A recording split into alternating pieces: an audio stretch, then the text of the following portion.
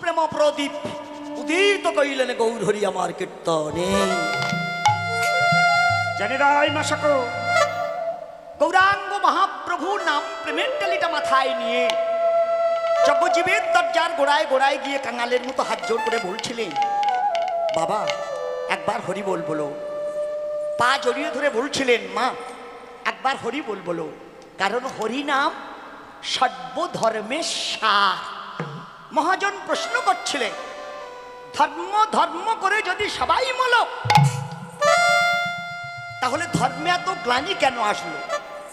আপনারা নিশ্চয়ই জানেন, মুনি ঋষি ব্রাহ্মণ বৈষ্ণব ক্ষত্রিয় শূদ্র চণ্ডাল কাওরা মুচি মুসলমান আমরা যে যাই হই না কেন, যার যার ধর্ম তার তার কাছে, তাই না?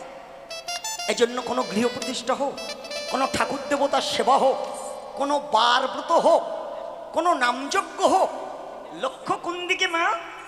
যে ধর্মকে জড়িয়ে ধরা হোক। তাহলে সবাই যদি ধর্ম ধর্ম করে মলো তাহলে ধর্মে এত গ্লানি কেন আসলো? মহাজন প্রশ্ন করলেন, আগে দেখাও যে কলিযুগে ধর্মের সংখ্যা কত। জাগ যোগে যোগী সবে সবই ভগবানে, কৃত কৃত্যা হইল সত্য যুগে ভগবানে।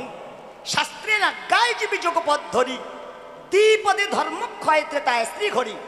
তারপরে ভুভার লাখেরি নয়নেতে, দ্বিভুজ মুরলীধর তো সে অর্চনেতে। ত্রিপদে ধর্ম ক্ষয় কলি আগমন, সর্বধর্মের সার হরিনাম সংকীর্তন। ও মায়েরা, আপনি আমি যে যাই করি না কেন, কালী পূজা বলুন, দুর্গা পূজা বলুন, শীতলার পূজা বলুন, মা মনসার পূজা বলুন, শিবের মাথায় জল দেয়া বলুন, বাবা আপনি যাই করুন না কেন, এই সুন্দর পৃথিবীটা ছেড়ে যেদিন আপনার চলে যেতে হবে, সাধের গাড়ি বাড়ি টাকা পয়সা আত্মীয় স্বজন এমনকি মা তিল তিল করে যে সন্তান বুকে রক্ত দিয়ে আপনি তিলোত্তমায় পরিণত করেছেন, সেই সন্তান একদিন আপনার ছেড়ে দেবে, ত্যাগ করবে। কিন্তু আমার হরিনাম আপনার এমনই বন্ধু না, সবাই যেদিন আপনার ছেড়ে দেবে ত্যাগ করে দেবে, আমার হরিনাম সাধের হরিনাম সেদিন আপনার জড়ায় জড়ায় ধরে হেন হরি নাম সেদিন জড়ায়ে ধরিবে গো।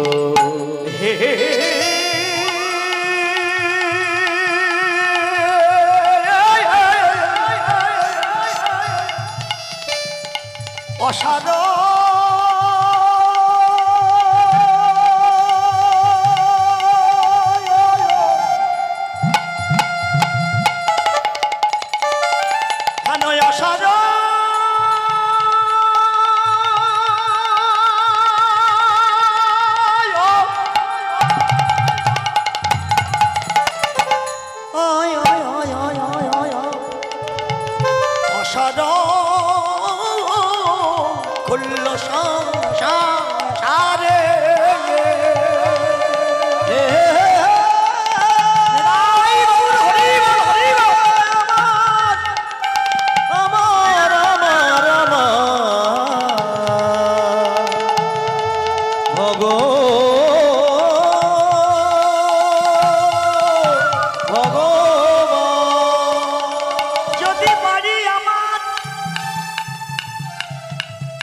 সাধের গাড়ি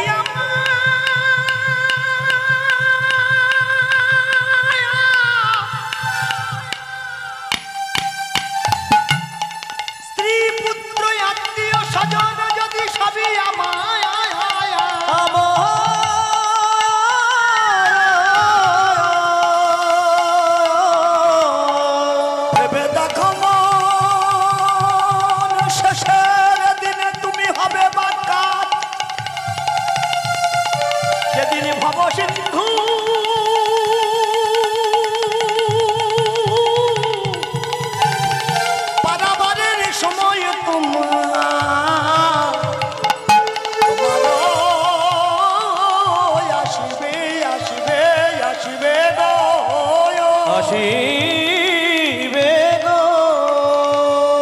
হলো মা নদী পার হতে ও পারে এবার সেদিন বুকে জগাইয়ে ধরে হেন ভব সাগর পর পার করে ডুবে ডুবে ডুবে গো দেবে গো। ও মায়েরা, যদি বাড়ি আমার, গাড়ি আমার, টাকা আমার, পয়সা আমার, স্ত্রী পুত্র আত্মীয় স্বজন সবই যদি আমার, তাহলে তুমি কার? মহাজন প্রশ্ন করছিলেন, এই যারা আমার আমার করছে না, আপনার এই সংসারে এত মর্যাদা কেন আছে বলুন? আপনার দেহের এত মর্যাদা কেন বলুন? আপনি আপনাকে নিয়ে এত গর্ব করছেন কেন বলুন মা? শুধু আপনার এই বাতাসটা বাইরে গিয়ে আপনার ভিতরে আবার প্রবেশ করছে বলে আপনার দেহের এত মর্যাদা আছে, দেহের এত দাম আছে। আপনি এই মুহূর্তে আপনার একটা কিডনি যদি কাউকে দিয়ে দেন, আপনি কয়েক লক্ষ টাকা পাবেন। আপনার চোখ যদি একটা কাউকে বিক্রি করেন, আপনি কয়েক লক্ষ টাকা পাবেন। কিন্তু মা, শুধু এই বাতাসটা বাইরে গিয়ে আর উনি ভিতরে যদি আর প্রবেশ না করে, সে সময়ে যদি বিনি পয়সায় টোটাল বডিটা আপনি যদি কাউকে দিয়ে দেন, সে আর নেবে না। এমনকি আপনার গর্ভের সন্তান আপনি যাকে তিল তিল করে প্রতিপালন করেছে, সেই সন্তান আর 2 ঘন্টা সময় দেবে না। আপনার একটা নতুন নাম দিয়ে বলা হবে, যার বেশি সময় এখানে যদি অপেক্ষা করা হয়, মরাটা বাসি হবে। আপনি আরো কারো বাবা থাকবেন না, আপনি আর কারো মা থাকবেন না, আপনি কারো বন্ধু থাকবেন না, আপনি কারো ভাই থাকবেন না, আপনি কারো দিদিও থাকবেন না। আপনার নতুন পরিচয়, আপনি একজন মরা। সেজন্য মহাজন প্রশ্ন করছিলেন যে আমার আমার যারা করছে, এরা তো আমার নয়, এরা সবাই আপনার সেদিন ত্যাগ করে দেবে। ছেলে মেয়ে আত্মীয় স্বজন সবাই আপনার ছেড়ে দেবে, কিন্তু আমার হরিনাম আপনার এমনই বন্ধু না যে সবাই যেদিন আপনার ছেড়ে দেবে, আমার হরিনাম সেদিন আপনার জড়িয়ে ধরবে, ছাড়বে না। যত সময় না পুড়ে আপনি ছাই হয়ে খালের ঘরে নামবেন, আমার হরিনাম আপনার সঙ্গে সঙ্গী হয়ে থাকবেই থাকবে, আপনার জড়িয়ে ধরে থাকবেই থাকবে। এজন্য হরিনাম আপনার শুনতে হবে, হরির নাম আপনার বলতে হবে, হরির নাম আপনার করতে হবে। ভগবানের ভজন সাধনের 5টি রাস্তা আছে। কি কি? শাক্ত, শৌর্য, শৈব, গানাপত্য আর বৈষ্ণব। এই 5টি রাস্তায় মানুষকে হাঁটতে হবে। শাক্ত মানে শক্তির আরাধনা করতে হবে। দেখবেন যে হরিবাসরের চেয়ে কালী পূজায় ভিড় বেশি হয় কেন বলুন? এখানে প্রত্যেক বছর হরিনাম, আমি না হলে বহুদিন এখানে এসেছি, কিন্তু এই জায়গায় আবার কালী ঠাকুর তুলে আর আপনি ড্যান সাঙ্গামা দিন, এই মায়েরা গন্ডি কাটা তো দূরের কথা, এরা আর খাবেন। এখানে ডবল প্যান্ডেল করতে হবে। কেন কালী পুজোয় এত ভিড় কেন হয় মা? মানুষ জানে হরিনাম দিলে কি নিরামিষ খেতে হবে। আপনি আপনার জামাইকে ফোন করুন না যে বাবা বছরান্তে একবার হরিনাম, তুমি একটাই জামাই, না এলে হয়, আসো বাবা অন্তত 2 দিনের ছুটি নাও। জামাই বিচার করবে আপনার ফোন ধরি, হরিনাম এই গরমে অফিস বন্ধ করে যাব, শ্বশুর বাড়ি গেলে এতদিন বাদে যাব, খাওয়া দাওয়া কবি চচ্চড়ি না হয় কুমড়ো ডাল্লা, দুটোর একটা হবেই না। না, খাওয়ার কথা শ্বশুরকে বলা সম্ভব না, জামাই লজ্জায় ঘুরিয়ে বলবে না মা অফিসে খুব চাপ, যেতে পারবো না। যে জামাই ফাল্গুন মাসে আসতে পারে না, সেই জামাই চৈত্র মাসে কেন, আপনি জ্যৈষ্ঠ মাসের প্রচন্ড গরম, সেই সময় ফোন করে বলুন যে বাবা রক্ষে কালী তুলেছি, তোমার ছুটি নিতে হবে না, তুমি সন্ধ্যাবেলা আসো, সারা রাত এখানে আনন্দ করবে, ভোরবেলা গিয়ে ডিউটি জয়েন করে দেবে। জামাই বিচার করবে না মা এইবার গিয়ে 5 দিন থাকবো, কারণ কালী ঠাকুর উঠেছে। কি হবে জামাই জানে, এইবার মৃত্যু তো চুল্লু খাওয়া যাবে আর ছাগলের মাংস খাওয়া যাবে। জামাই ছাগল খায়, এই জন্য জামাই 1 সপ্তাহ ছুটি নেবে। কি দুর্ভাগ্য আমাদের হিন্দুদের যে আমরা মা কালীর প্রতিষ্ঠা করতে গিয়ে আমরা মানসিক করে বসে আছি, মা তুমি যদি আমার সন্তানের মঙ্গল কামনা করো, আমার সন্তান যদি ভালো হয়, কি দেব? ছাগল। মা খায়? কোন শাস্ত্রে, কোন পুরাণ, কোন হিন্দু মানুষ পড়ে দেখেছে? মা কালী কে গো? যার স্বামী পরম বৈষ্ণব, না? তা কারো স্বামী যদি বৈষ্ণব হয়, তার স্ত্রী না হয় বৈষ্ণব ধর্মটা না নিল, তাই বলে সে এই জিনিস খাবে, পেঁয়াজ রসুন খাবে? খায়। ভুল, ভুল সিদ্ধান্ত, মন গড়া সিদ্ধান্ত করেছে হিন্দু। কারণ হিন্দু হিন্দুর ধর্ম নষ্ট করছে। কোনো মানুষ আমাদের ধর্মের উপরে হাত দেয়নি, কোনো বিধর্মী আমাদের দিকে হাত বাড়ায়নি। আপনি সন্ন্যাস ধর্ম নিন না, আপনি সাধু ধর্ম নিন না, আপনারই পাশের বাড়ির ছেলে আপনাকে নিন্দে করবে। নিরামিষ খা না, বিধর্মী কেউ আঙুল তোলে না মা। তাহলে মা কালী কোনো দিনই মাংস খায়নি, পরম বৈষ্ণবী। কত বড় স্বার্থ ত্যাগ করে দিলে! যে মেয়ে অলংকারের প্রতি লোভ নেই, যে মেয়ে দামি শাড়ি পরল না, সেই মেয়ে মাংস খাবে? খেতে পারে? হয় না। তাহলে আমার ভগবান রাম কোনোদিন তার ভজন করে? জগৎকে শিখিয়ে দেওয়ার জন্য রাম এসেছিল, ঘটনা একটু বলার দরকার আছে না? মায়েরা কি আনন্দের দিন দেখুন। আপনারা সবাই রামায়ণ পড়েছেন, আমি কীর্তন জগতের মূর্খ।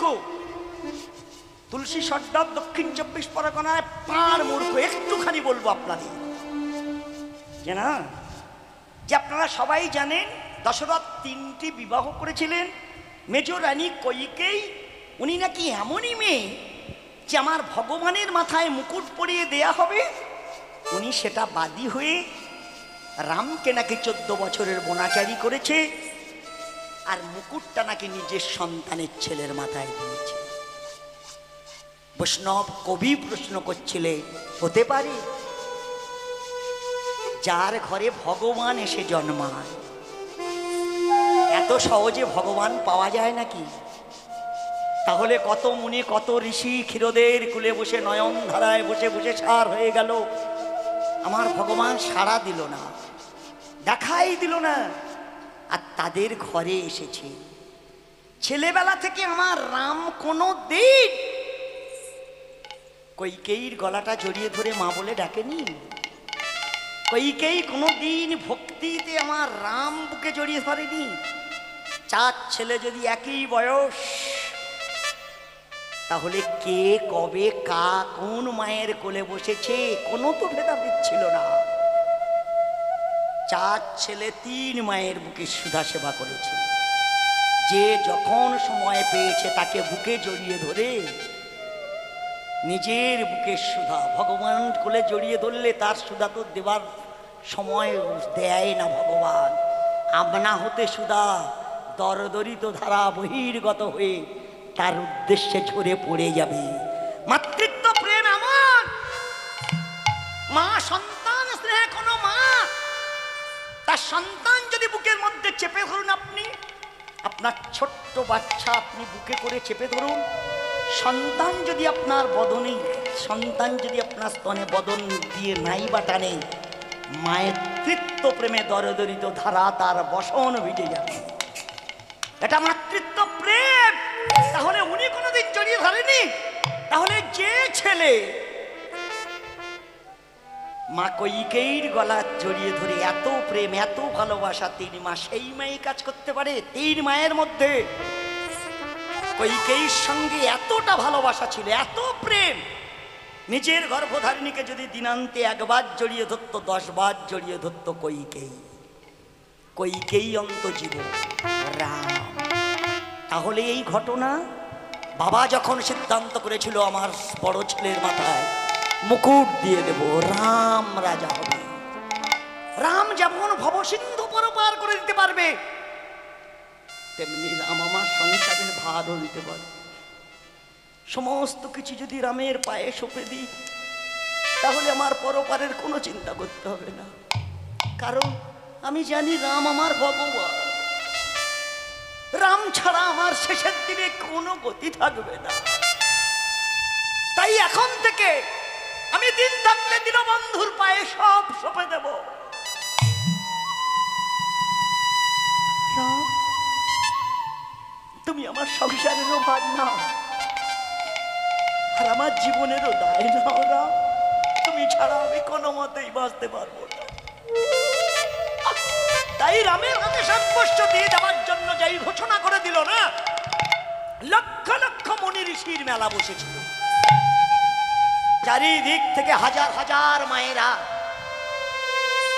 রামের মঙ্গল কামনায় ব্যস্ত হয়ে পড়েছিল। ও মায়েরা, মুনি ঋষি এসে আমার রামের অভিষেক করবার জন্য সবাই মন্ত্র উচ্চারণ করছিল। গুরু বশিষ্ঠ সহায় করে যজ্ঞ শুরু হয়েছিল বাড়িতে। মঙ্গল দ্বীপ জ্বালিয়ে দেবার জন্য নিজের গর্ভধারিণীকে বলা হলো, মা, কাল সকালেই তো অভিষেক করা হবে, আজ থেকে তুমি একটা মঙ্গল দ্বীপ জ্বালিয়ে দাও। এই খবরদার খেয়াল করো মা, এই প্রদীপ যেন নিভে না যায়। সংসারে আপনি যে কোনো মঙ্গল কামনা করুন, আপনি ব্রাহ্মণ কিংবা বৈষ্ণব বাড়িতে ডেকে আনুন, দেখবেন আপনি সেই মঙ্গল কাজ শুরু করার সঙ্গে সঙ্গে আপনি একটা মাটির হাড়ির মধ্যে একটা মাটির প্রদীপ আপনার জ্বালিয়ে দিতেই হবে। ব্রাহ্মণ কিংবা বৈষ্ণব বলবে, মা খেয়াল রেখো ওর তেলটা যেন ফুরিয়ে না যায়, প্রদীপটা যেন না নিভে যায়। আপনি ছেলের বিয়ে দিন, আপনি মেয়ের বিয়ে দিন, আপনি অভিষেক করুন, আপনার সঙ্গে সঙ্গে একটা প্রদীপ জ্বালিয়ে দিতে হবে। তাই গর্ভধারিণী ভেবেছিলেন এই কাজের দায়িত্বটা আর কারো না, আমি নেব।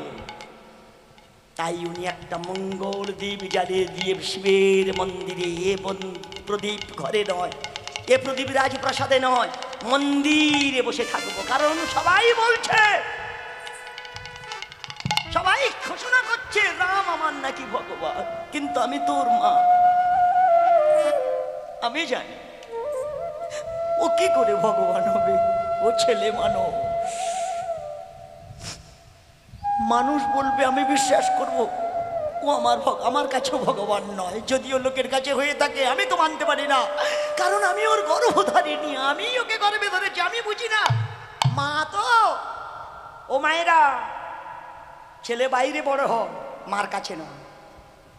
মার কাছে ছেলে সারা জনম শিশু হয়ে আছে না। কেন?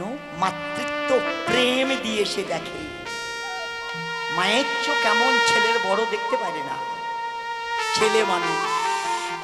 আপনি একবার নিজের সংসারকে বিচার করবেন, আপনি আপনার মায়ের সঙ্গে কথা বলবেন।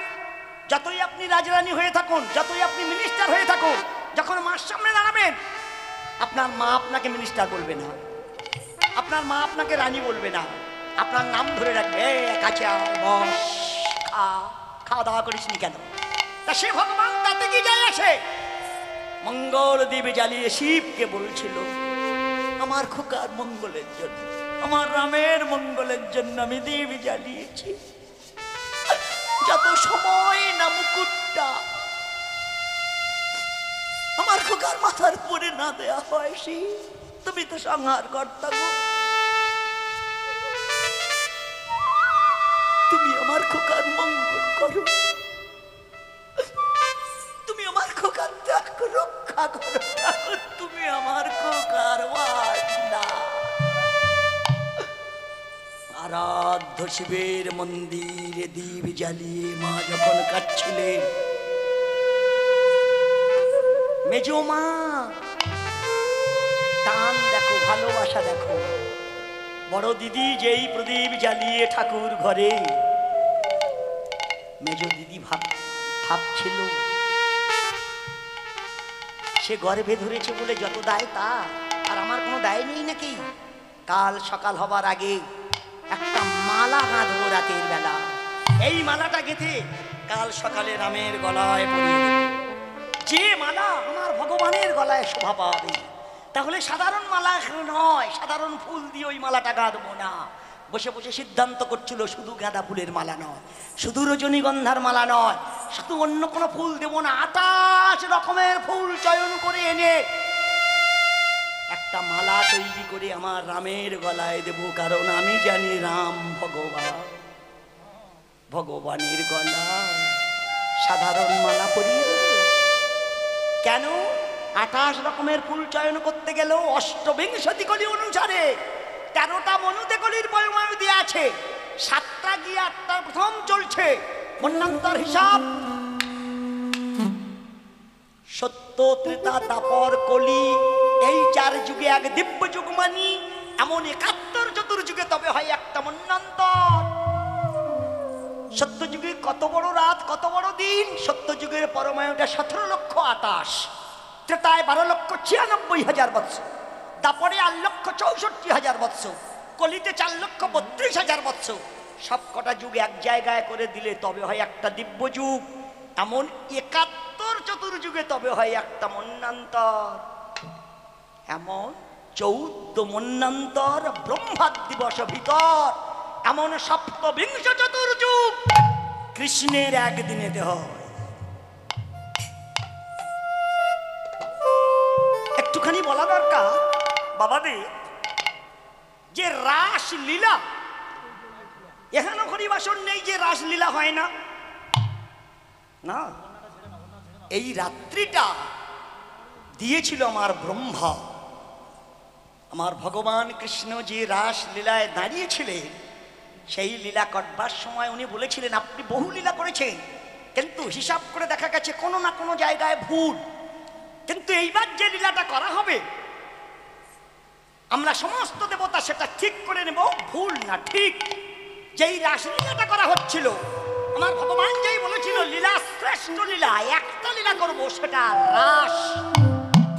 ব্রহ্মা বলল এই রাত্রিটা দেব আমি, আমার রাতে তোমার রাস করতে হবে। তা ব্রহ্মার একটা রাত আমাদের কলির মানুষের সময় অনুযায়ী কীর্তন খুব বিচার করতে হয়। আমাদের অনুযায়ী দিন রাত সময় অনুযায়ী 315 কোটি হাজার বৎসর। তা 315 কোটি হাজার বছর ধরে আমার কৃষ্ণ যে লীলা তৈরি করলো, আর আমার মতো মোস্তান রাত 12টার সময় উঠে বলবে 3 ঘন্টায় করে দেব, আমাকে নিয়ে চলো। তাহলে ও কি করবে? ভগবান দেখলো আমার এতদিনের সাধনা, ও যদি 3 ঘন্টায় মেকআপ দেয় তাহলে ওর দিকে না ঘুরে বসাই ভালো। পিছন ফিরে বসে থাক, ও যত খুশি নাচুক, জমরাও ধরে লাস্ট দিনে কোথায় দেয় একবার দেয়। হ্যাঁ, এত সোজা কৃষ্ণ লীলা নাকি? না, সেজন্য মালাটা যখন তৈরি করতে যাচ্ছিল মা তো হিসাব করেছে 28 রকমের ফুল চয়ন করে আনবো। কি গো? জ্যোতি, জাতি, মালতী, টগর, মাধবী, কেতকী, হরিদ্রা, কুন্দ, কদম্ব, চম্পক, লবঙ্গ, মধু, পিণ্ডকা, শেফালি, পিল্ল, বসাক, শিখি, পটলা, বকুল, কৃষ্ণা, কুর, শাক, অশোক, শিউলি, মল্লিকা, আম্র এবং আমদ। দাসী সঙ্গে করে 28 রকমের ফুল চয়ন করে সারা রাত ঘুমাতে চাইছিল না। সকালে যার ছেলের অভিষেক, তার মা ঘুমাবে? আপনি যদি জানতে পারেন আপনার সন্তান কালকে মিনিস্টার হবে, কিংবা এমএলএ হয়ে যাচ্ছে, কিংবা প্রধানমন্ত্রী হয়ে যাচ্ছে, আপনি মা হয়ে আজকে ঘুমাতে পারবেন? আপনি ঘুমাতে পারবেন না। বাড়ির যত নিরাপত্তা থাক, সেই বাড়ির বাবা মা আর ঘুমাবে না, পাগলের মতো ছটফট করবে। এই রাত কখন শেষ হয়ে যাবে, কখন খবরটা আসবে, কখন আমার খোকা গাড়িতে করে এসে আমার সামনে দাঁড়াবে, তবেই আমার দেহটা জুড়িয়ে যাবে। কইকেই বসে বসে রাতের বেলা মালা গাচ্ছিল। ছোট মা বসে বসে ভাবছিল বড় দিদি মঙ্গল দ্বীপ জ্বালিয়ে দিয়েছে, মেজ দিদি ফুল চয়ন করে মালা গাচ্ছে, আমি তো ছোট মা, যেমন বড় দিদির গলা জড়িয়ে ধরেছে, মেজ দিদির কোলে বসেছে, আমারও কোলে বসেছে, আমারও বুকে সুদারামের গায়ে আছে। ছেলেবেলাও যখন কাঁদতো, বড় দিদি যখন ব্যস্ত থাকতো, কতবার বুকে জড়িয়ে ধরে আমার সুদা ওর বদলে দিয়েছে। রাম আমার বুকে মাথা রেখে কতবার ঘুমিয়েছে। সেই রাম রাজা হবে, সে যে পথ দিয়ে হেঁটে যাবে, আমি মা, তাই ওর মঙ্গল লাগতে যে পথ দিয়ে আমার রাম হেঁটে যাবে। একটা ভিঙ্গারে জল ভরবো, জল ভরে সেটা গাছের ডাল দিয়ে আমি প্রথমে ছিটিয়ে ছিটিয়ে যাব, রাস্তাটা শুদ্ধ হয়ে যাবে, তবে আমার রাম আমার পিছনে পিছনে হেঁটে আসবে। তাহলে যদি রাস্তা শুদ্ধ করতে হয়, যদি জল দিয়ে শুদ্ধ করতে হয়, কিসের জল দেব? শুধু গঙ্গার জল এনে দেব? শুধু সরোবরের জল এনে দেব? শুধু নদী থেকে ঘটিটা মরিয়ে আনবো? শুধু পুকুরের জলটা ভরিয়ে আনবো? ছোট মা বসে বসে ভাবছিল, না না না, রাম তো সাধারণ নয়, 9টা নদীর জল আনবো, সপ্ত সরোবরের জল আনবো, 7টা বট গাছের ডাল এনে এতগুলো জল একটা জায়গায় ভরে 7টা বটের ডাল ভেঙে তার উপরে দিয়ে যে পথে রাম চলে যাবে, মা হয়ে সে পথে জল ছিটাইয়ে দে। মা হয়ে সে পথে জল ছিটায়ে দেব। 9টা নদীর জলে আনিব, সপ্ত সরোবরে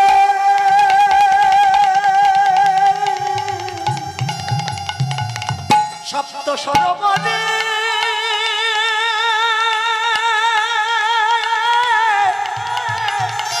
জলে আনিব।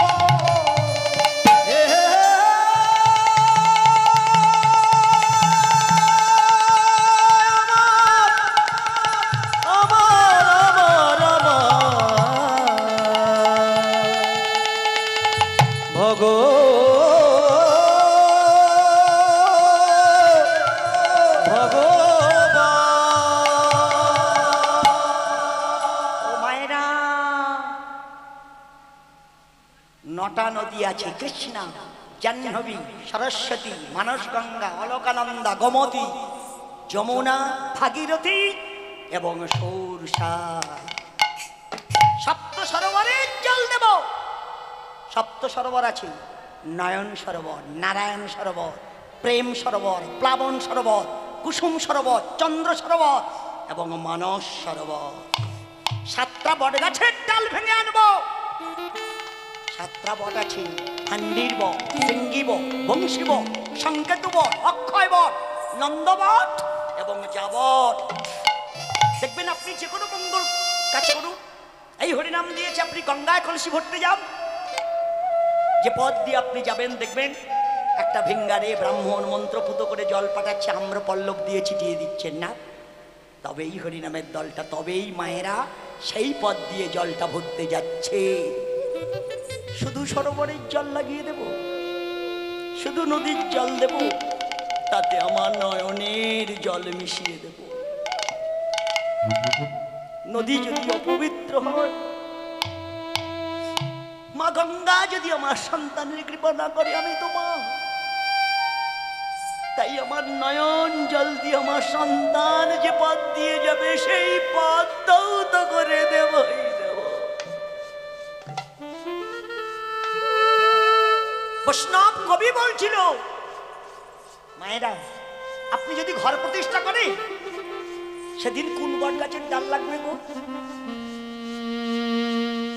আপনি যদি মন্দির প্রতিষ্ঠা করেন সেদিন হোমটা কোন বট গাছের ডাল দিয়ে করে, কোন বট গাছের পাতা লাগবে? আমাদের বাবা ঠাকুরদের জিজ্ঞাসা করলে বলবে জগুডুম্বুর পেড়িয়া। 28টা জগুডুম্বুর আর 150 ঘিয়ান এইবার উনি হোম করে দিচ্ছে, তাই বুঝি? তা একই মন্দির প্রতিষ্ঠার হোম যা লাগে, ঘর প্রতিষ্ঠার হোমে তাই লাগে। এত সোজায় পৌরোহিত্য নয়, এত সোজায় ব্রাহ্মণ নয়। ওসব করছে বামন, ব্রাহ্মণে নয়, পুরোহিতে নয়। পুরোহিত যে মানুষ মন্ত্র উচ্চারণ করলে আপনার দেহের হিতাহিত হয়ে যাবে, আপনার পুরের হিত সাধন হয়ে যাবে, সেই তো পুরোহিত। তা যিনি মন্ত্র বলবেন তিনি যদি ভজনিয়া না হয়, তাহলে আপনার ভজন সে কি করে শেখাবে বাবা? পারবে? হবে না, হয় না। তাই তিন মা তিন জায়গায়, কি অপূর্ব একটা সভা রচনা করছিল। তিন মা তিন জায়গায়, একজন ঠাকুর ঘরে, একজন ঘরের বিছানায়, আর একজন সরোবরের জলে। এই আয়োজন করতে করতে রাত্রি 1:30 বাজে। যার নিয়ে এত অ্যারেঞ্জমেন্ট, যার নিয়ে এত আনন্দ, সেই রাম আর ঘুমাচ্ছে না, বিছানায় উসপাস উসপাস করছিল। আমার রাম ভাবছিল, যে জন্য অবতীর্ণ পৃথিবীর প্রান্ত থেকে প্রান্ত, কত মুনি, কত ঋষি, কত মহর্ষি বসে বসে কাঁদছে। কবে রাম এসে উদ্ধার করবে, কবে রাম আমায় দেখা দেবে। তাহলে যদি সংসারে আবদ্ধ হয়ে থাকি, তাহলে যদি আবার রাজমুকুটটা মাথায় পড়ে থাকি, তাহলে সাধুগুরু বৈষ্ণবের পায়ের ধুলোটা কবে মাখবো? কবে জীবনে ব্রহ্মচর্য আসবে? কবে আমি ভজন সাধনের দিকে পা বাড়িয়ে দেব? আমার ভগবান হয়ে ভাবছিল সাধুর পা জড়িয়ে ধরবো, মুনি ঋষির পায়ের ধুলো গায়ে মাখবো। যত সময় না সাধুর কৃপা হবে, আমি তো উদ্ধার হতে পারবো না। তাই রাত্রি 1:30টার সময় মনে মনে করছিল, আমার বাড়ি থেকে বের করে দিতে পারবে, আমার এই অসাধ্য চাওয়াটা স্বীকার করে নেবে আমার মেজমা। কারণ আমার মেজমার মতো ভালো আমাকে কেউ বাসে না। মা, সংসারে আপনি জীবন দিয়ে ভালোবাসে যাবে, যাকে না দেখলে আপনি 1 ঘন্টা থাকতে পারবে না, সেই ছেলে আপনার কাছে কিছু চেয়ে বসো। সে অন্যায় করলেও আপনি সরাসরি নাটা মুখে আসতে আপনার একটু জায়গায় বেঁধে যাবে। তাই সিদ্ধান্ত করে রাত্রি 1:30টার সময় গিয়ে মেজমা মালা গাচ্ছিল। আস্তে আস্তে আমার রাম দরজার সামনে দাঁড়িয়ে গিয়ে টোকা দিয়েছে। কে কে? ভগবান তো বাইরে থেকে ডেকেছে, মা। এত সৌন্দর্য করে ডেকেছে, নিশীতে না, নির্জন রাতের বেলা আমার রাম। কে গো, কে গো, কে?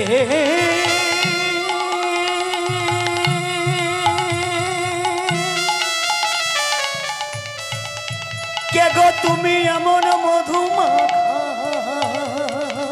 সুরে এহেন গভীর নিশীতে আমার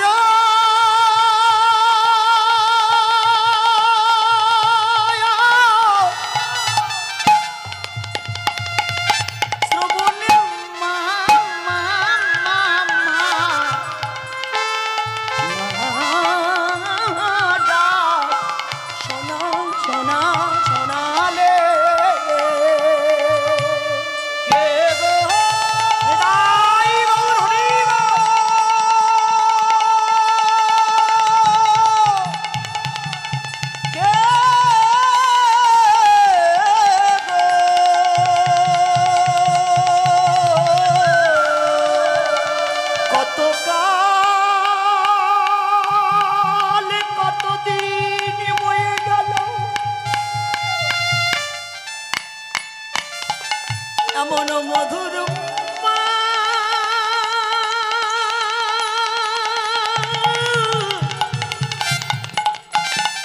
মাদাকে জন্য মনে হয় কতদিন শুনি শুনি নাই গো, শুনি নাই গো। বলো রে বলো রে আমার তাপিতা প্রাণ জুড়াইয়ে গেল কেন রামের মুখে মাদা মাদাকে শুনিলাম গো শুনিলাম গো।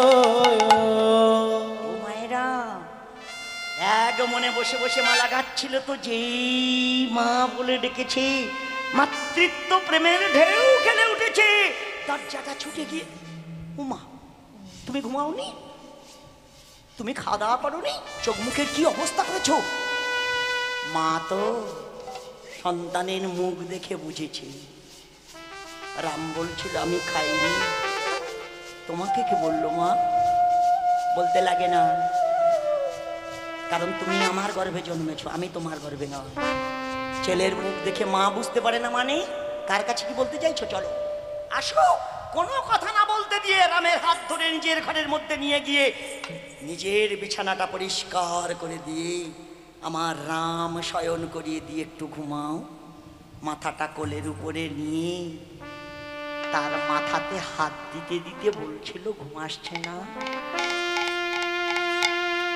ভাবছো এত বড় রাজত্বের ভার কি করে নেবে 3 মা অত্যন্ত প্রহরী হলে জেগে থাকবো শুধু মুকুটটা পরে তুমি বসে থাকো যা করবা রামরাই করে দেব আমার রাম উঠে বসেছে মাকে জড়িয়ে ধরে বলছিল সবার মতো কেন বলছো গো একবার ভেবে দেখো না একটু দূরদৃষ্টি করে তাকিয়ে দেখো না মা তোমরা আমার বিয়ে দিলে মেনে নিয়েছি আবার যদি রাজত্বের ভার দাও তাহলে আমার জীবনে ব্রহ্মচর্য কবে আসবে কবে সাধু করব মা ভাব ব্রহ্মচর্য সাধু ভজন সাধু ও মা হ্যাঁ কবে কোন দিন তুমি পারো আমার জীবনে ব্রহ্মচর্য এনে দিলে তুমি পারো আমার সাধুগুরু বৈষ্ণবের পায়ের ধুলোটা গায়ে মাখিয়ে দিচ্ছে আমি মা বুঝতে পারছিল না রামকে ইঙ্গিত দিতে চাইছে আমি নয়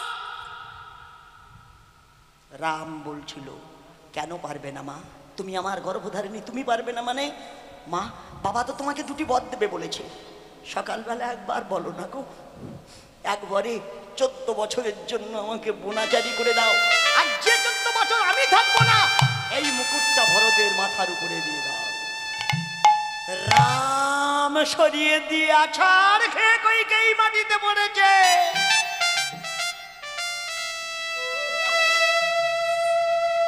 এত বড় একটা নীচ কাজ এত বড় একটা জঘন্য কাজ করার জন্য তুমি কারো খুঁজে পেলে না রাম আমি সেই মেয়ে আমার রাম বাড়ি থেকে বের করে দিতে পারি আমি না আমি পারি আমার রাম দাঁড়িয়ে দিয়ে রাজ মুকুটটা আমার চি চি চি চি চি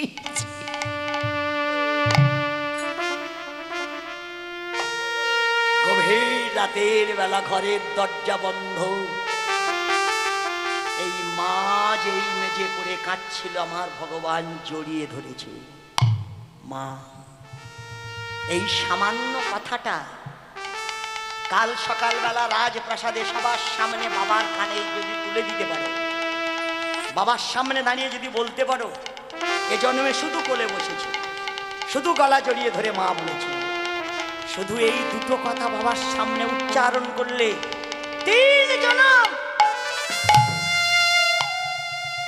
তোমার গর্ভে এসে জন্মাবো তোমায় মা বলবো পৃথিবীর কোন প্রান্তে আর যাব না তুমি আমার মা হবে তোমার গর্ভে জন্মাবো রাতের বেলা কথাটা শুনে কইকেয়ীর মাথাটা ঘুরে গেল কি কথাটা শোনাবার সঙ্গে এই কথাটা তোমার বাবার সামনে বললে 3 জনম তুমি আমার তাহলে তো আর বারব্রত করতে লাগবে না তাহলে তো আর ভজন সাধন করতে লাগবে না তাহলে তো আর ভগবত পঠন শুনতে হবে না তাহলে তো আমার কোনো দিকে কোনো মন্দিরে গিয়ে কাঁদতে হবে না। ভগবান আমার গর্ভে এত বড় পাওয়া কোনো মেয়ে ছাড়বে মা? কেউ যদি শোনে এই কথাটা কালকের বলে দিলে এত এই জিনিস পাওয়া যাবে, সে ছাড়বে? কইকেই বললো নিশ্চিন্ত হয়ে শুয়ে থাকো, সকাল হলেই কথাটা তোমার বাবার কানে তুলে দেব। যে যথামাং প্রপদ্যন্তে স্তাং মখপ্প ভজম্মহম মম বর্তানুবত সুমনুষ্য মম সর্বস্ব। ভগবান ভাবছিল যে আমাকে যেভাবে চায় আমি তো তার কাছে সেইভাবেই যাই, তুমি অন্য কোনো ভাবে তোমায় নিতে পারবে না, সে তো আমি জানি মা। তাই এ কাজ তোমার দ্বারা সম্ভব, তবেই না তোমার কাছে এসেছি। ভগবান শুয়ে পড়ল। সকাল যেই হয়ে গেল, রাজপ্রাসাদে রাজা দাঁড়িয়ে দাঁড়িয়ে, কে কি চাইছো? সবাই আসো আসো আসো। কাঙাল দুটি সবাই চারিদিকে ঘেরে দাঁড়িয়ে, যা চাচ্ছে তাই পাচ্ছে তো। মনের আনন্দে সবাই রাজপ্রাসাদে যেই ভিড় জমিয়েছিল, মেজরানী রাজপ্রাসাদে দাঁড়ান। বাইরের লোকের পরে দেবেন, আমি চাইতে এসেছি। যেই মেজরানী দেখেছে রাজা গর্বের সঙ্গে, কি সন্তানের মাথায় মুকুট দেব, যার ছেলে রাজা হবে সেই মা চাইতেছে, চাও চাও চাও। আরে তোমার ওদেরও কি আছে, জীবনটা পর্যন্ত দিয়ে দিতে পারি। প্রকাশ্য রাজসভায় রাজা বলছিল, চাও চাও চাও, তুমি যা চাইবে তোমাকে তাই। সে জানে না ভয়ঙ্কর চাওয়ার জন্য সে দাঁড়িয়ে আছে। রাজা সবার সামনে হাত তুলে বলছিল, নাও নাও নাও, চাও, বলো, লেট কি, কেন চাইছো না? মা, আপনার সন্তানের বিয়ে হচ্ছে, এত কিছু অ্যারেঞ্জমেন্ট, যেখানে যত আত্মীয় বাবা নিমন্ত্রণ করেছে, কত বড় সমাজ করা হবে, বাড়ি ভরে গেছে লোক। আর সেই দিনেই যদি বাড়ির মা বাবাকে বলে, হ্যাঁ গো এত কিছু করলে, এত আত্মীয় স্বজন, এত টাকা পয়সা খরচ হলো, আর আমার এমন একটা শাড়ি নেই যে কালকের বৌমার সামনে পরে দাঁড়াবো, তখন তার মনে কি হবে? যাই হয়ে যাক না কেন, বাবা জড়িয়ে ধরে বলবে না, আহা কথাটা আমার মাথায় ছিল না তো, মাথা থেকে উড়ে গেছিল। ছি ছি ছি ছি, তোমার শাড়িরে এটা ভাবা যেতে পারে? তুমি শুধু রাতটা পোয়াতে দাও, একটু অপেক্ষা করো, তুমি যেমনটা চাইবে তোমাকে তাই দিয়ে দেব। তার স্ত্রী তার সামনে বলছিল, ওদের মতো তো চাইতে আসেনি, মাথায় হাত দিয়ে বলো, প্রতিজ্ঞা করো, আমি যা চাবো তুমি আমাকে তাই দিয়ে দেবে। রাজা মনের আনন্দে রাজসভায় দাঁড়িয়ে বলছিল, যার ছেলের মাথায় মুকুট দিয়ে দেবো, যার ছেলের হাতে রাজত্ব দিয়ে দেবো, আর তার মার আশা পূরণ করতে পারবো না। চাও, প্রতিজ্ঞা করছি, তুমি যা চাবে তোমাকে তাই দিয়ে দেব। যেই বলেছে, রানী বলেছে, যে মুকুটটা দেবার জন্য এত ব্যস্ত, যার মাথায় মুকুট পরাবার জন্য এত আত্মীয় স্বজন, এই মুনি ঋষি সবাইকে ডেকেছো, সে রাজা হবে না। ওকে 14 বছরের জন্য বনাচারি করে দাও, আর রাজ মুকুটটা আমার ছেলে ভরতের মাথায় পরিয়ে দাও। প্রকাশ্য রাজসভায় কথাটা যেই শোনা গেল, বিনা মেঘে তার মাথার উপরে বজ্জা হাত নেমেছে। দিনের বেলা প্রকাশ্য রাজসভায় স্বামী হয়ে স্ত্রীর পা জড়িয়ে ধরেছে, বললো না বললো না বললো না, আমার রাম কেড়ে নিও না, কেড়ে নিও না।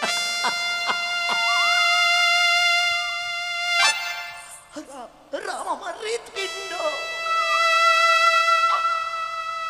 আমার রাম ভিক্ষা দাও দাও দাও, আমার জীবন নিয়ে না, সারা জনম দাসত্ব করব, সারা জনম আমি স্বামী হয়ে তোমার পদ সেবা করব, তবু আমার রাম কেড়ে নিও না। প্রকাশ্য রাজসভায় কথাটা যেই ঘোষণা হলো, মন্দিরের মধ্যে প্রদীপটা জ্বালিয়ে দিয়ে মা বসেছিল। যেই কথাটা ঘোষণা হয়েছে, মা প্রদীপের দিকে তাকিয়ে দেখে তেলে ভরে আছে, কিন্তু প্রদীপটা জ্বলতে চাইছে না। এ কি আমার প্রদীপ নিভে যাবে নাকি? শিব, তাহলে আমার সন্তানের কোনো অমঙ্গল, তাহলে অন্য কোনো অমঙ্গলের চিহ্ন। ছোট মা, 9টা নদীর জল, 7 সরোবরের জল, 7 বট গাছের ডাল ভিঙ্গার ধরে দাঁড়িয়েছিল। আচমকা শরীরটা কেঁপে উঠে হাত থেকে জলের ঘটিটা পড়ে গেল। কি?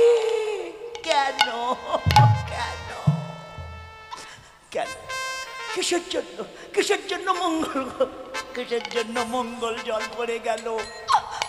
খালি ঘটিটা হাতে নিয়ে ছুটে গিয়ে রাজপ্রাসাদে দাঁড়িয়ে দেখলেন রাজা পড়ে আছে, মেজরানীর পা জড়িয়ে ধরে। দেখি আর কোনো শব্দ করতে পারছিল না। কি ব্যাপার, রাজা মেজ দিদির পা জড়িয়ে ধরে অমন করে কাঁদছে কেন?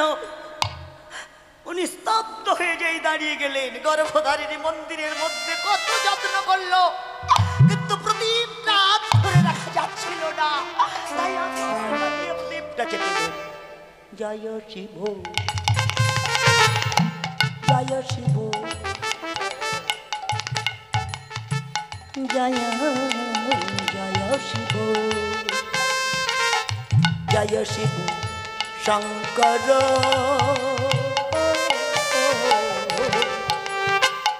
জয় দিগম্বর, জয় শিব শঙ্কর, জয় দিগম্বর, জয় শিব, জয় শিব শঙ্কর,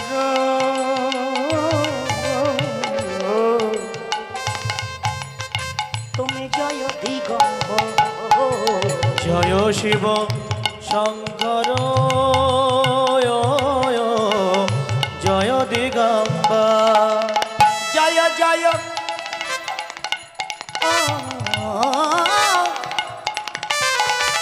জয় জয় ভোলানাথ, তুমি জয় জয় ভোলানাথ, জয় গঙ্গাধর,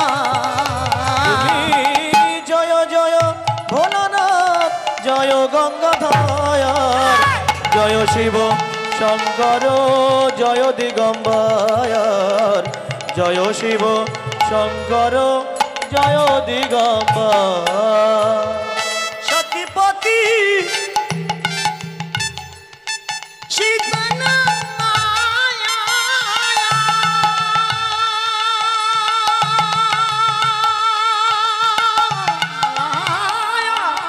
তুমি সতীপতি সীতানা,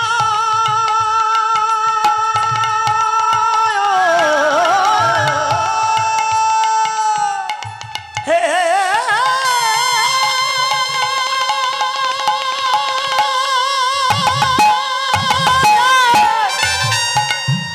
তুমি যা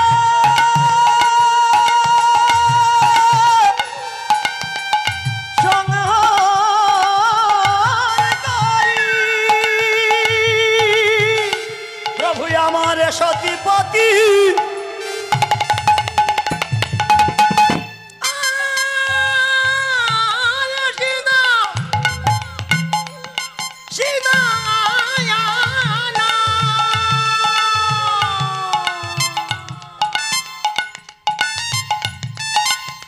প্রভু জয় ফণি ঘয়, তুমি সতীপতি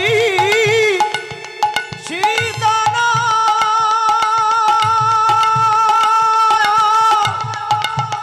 জয় ফণিধর,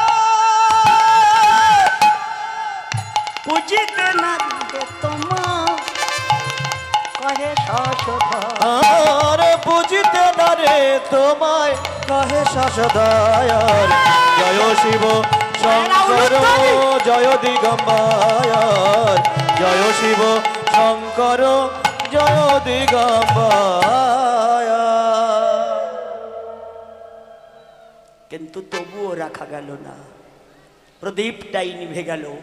এই নেভা প্রদীপটা উনি হাতে নিয়ে ছুটে রাজপ্রাসাদে গিয়ে দেখেছিলেন রাজা পড়ে আছে, মেজ রানীর পা জড়িয়ে ধরি, অদূরে ছোট দাঁড়িয়ে আছে।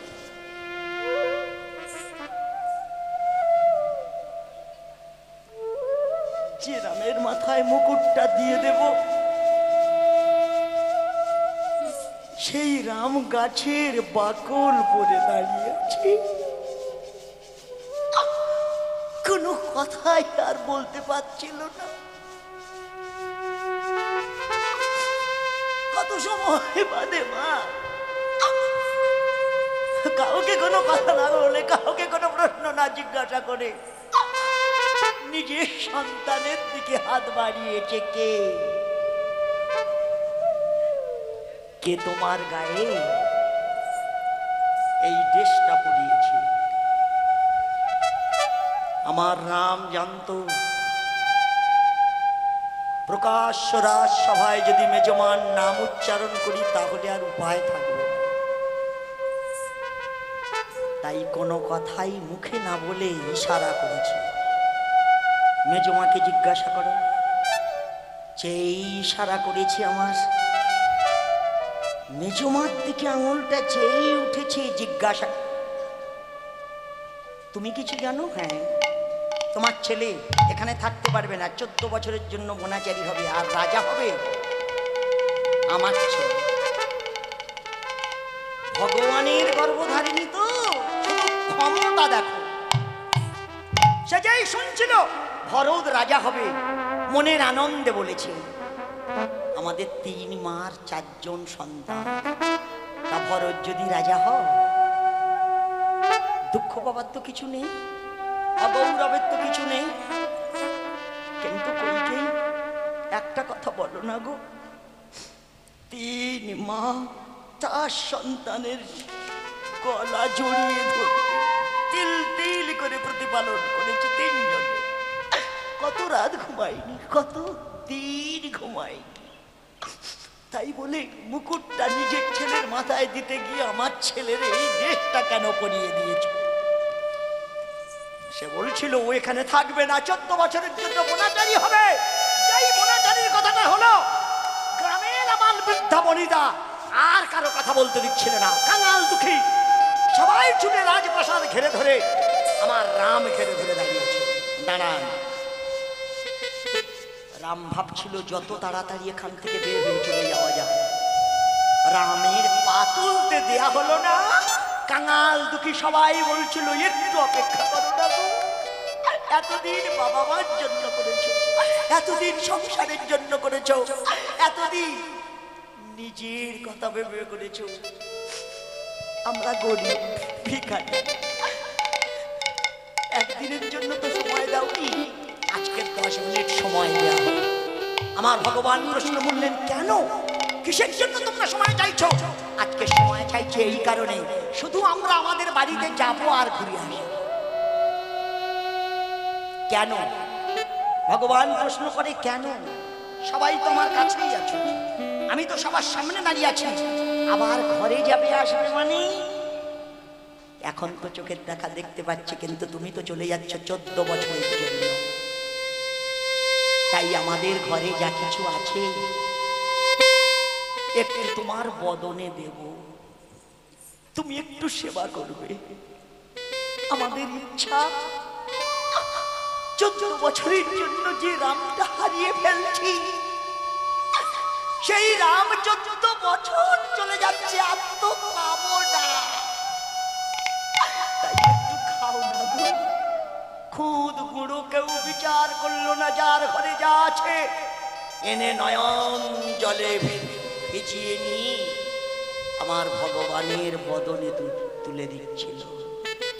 আমার ভগবান হাঁ করে দাঁড়িয়ে আছে, কোনো কথা বলছে না, কারোর দিকে তাকাচ্ছে না, মায়ের দিকে না, বাবার দিকে না, রাজত্বের দিকে। কাঙাল দুঃখী যারা বদনে তুলে দিচ্ছিল মায়েরা, আপনাদের হরিবাস হচ্ছে না?